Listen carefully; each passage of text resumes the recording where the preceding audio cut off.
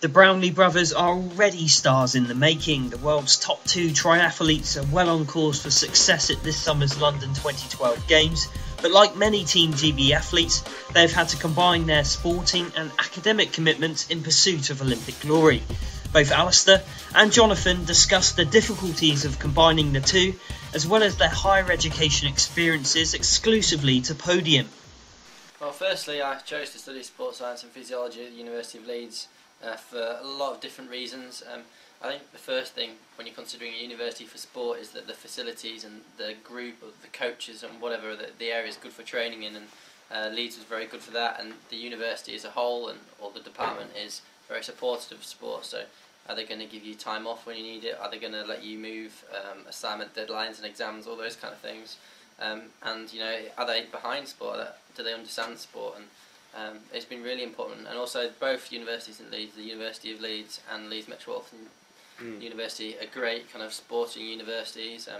When Leeds was a high performance centre for triathlon, and then the National Federation effectively pulled funding out of Leeds, and Leeds Metropolitan University stood in to fund and give their facilities up, which was fantastic for sport. So universities are often the centre of sport, and they offer the facilities and coaching. So even if it's not the degree, basing yourself around the university is often the best option for any athlete. And Jonathan, as well, your experiences? Well, I left school not really sure what to do, and I went to University of Leeds to study history. And the reason why I chose history was, one, because I enjoyed it, and why I chose Leeds because I lived in Leeds, and like I said, the centre was around there. The triathlon centre was there. It's perfect for sport. Leeds Metropolitan University was close by, which had great sports facilities. And the Leeds University as well, kind of, they understood my sport. They understood the importance, how important it was to me. The Freshers Week, I was away competing, and then the first exam period, I had to take 2 exams in Sydney, and the Leeds University helped with that completely.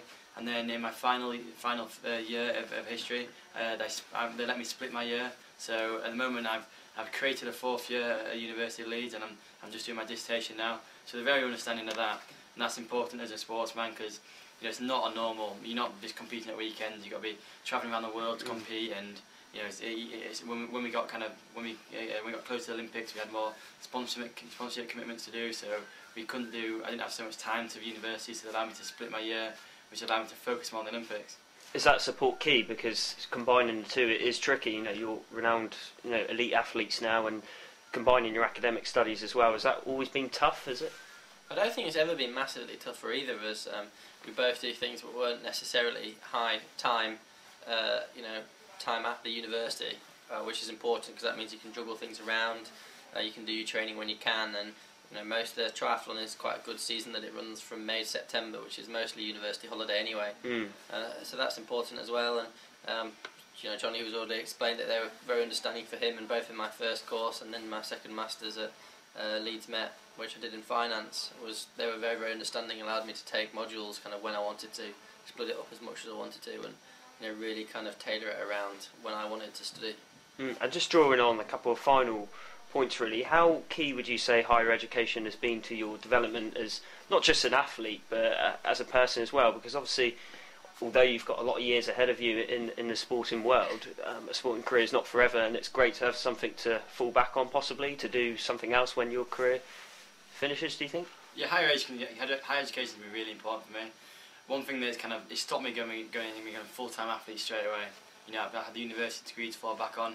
I've always known in the back of my mind that I'm not just 100% triathlon now. I've got my universities there as well, which is important. It's around day-to-day life is really important. It's around my training. I know that you feel a lot of people leave school and they become full-time athletes, and they have too much free time on their hands, so they end up training too hard, doing too much, doing silly things. Whereas we've lived a life of we had training in university as well, and universities give me something else to focus on. If I had to think about triathlon all the time, I'd probably go mental. I'd probably go mad, training. But now, I'd go into university, I'd meet different people. I'd meet people who knew nothing about triathlon. I didn't care that I was doing it, but they thought of me as a history student. So that was really nice to be taken out of my training environment around the people who are really interested in it, to go into a seminar when people are talking about Richard III and not about triathlon, and I enjoyed that side of it. It gave me something else to focus on, around times of year when training is stressful. I've got my university I can think about, and I can go home and do my work and enjoy that. And just finally, Alistair and Jonathan, a couple last point really. Young people probably look at you both as good role models, especially probably your fellow students. You know, that probably really pleased with all your achievements. Would you encourage young people to get involved with the London 2012 Games in any way, shape or form they can? Because it's kind of a once in a lifetime opportunity, and obviously you guys are going to be at the centre of it. But I'd involve everyone they possibly can to get involved in any way they can.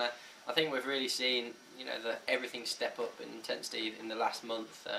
You know, with it being 2012, in the media, it just seems that everything, the Olympics really is approaching fast now, and it'll only happen once in pretty much anyone's lifetime that the Olympics will be in the UK or in London, and it's fantastic that it is here, and you should definitely go out and make the most of it, whether it's whatever, watching some events, or, you know, getting together with some friends to watch some events, or training to do some, being inspired by it and training to do other events around it, and yeah, go for it. Jonathan? Well, there's also volunteer places out there for London 2012. There's a ridiculous number of volunteers needed, so if any students are going to help volunteer and, you know, help out on the course, marching or anything, that, you know, really important.